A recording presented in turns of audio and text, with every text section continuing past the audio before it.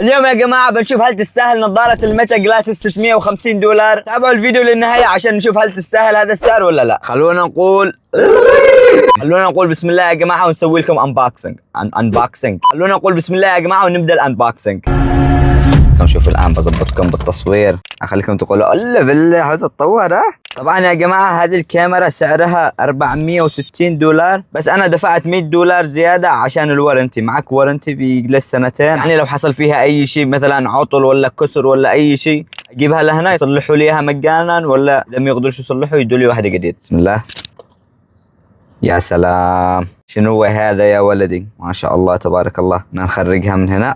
طقس. هذا البكس حقها يا جماعة. معك مدخل تايب سي هنا، تقدر تشحن برضو النظارة من هنا. امور حركات يو نو وات ام سين. صراحة يعني الباكجينج حسين والكفر هذا روعة. طبعا هذه النظارة الآن، نقول بسم الله نكمل الانبوكسنج. طبعا الآن أول مرة ألبس النظارة نقول بسم الله. هاي متى هلو مالا.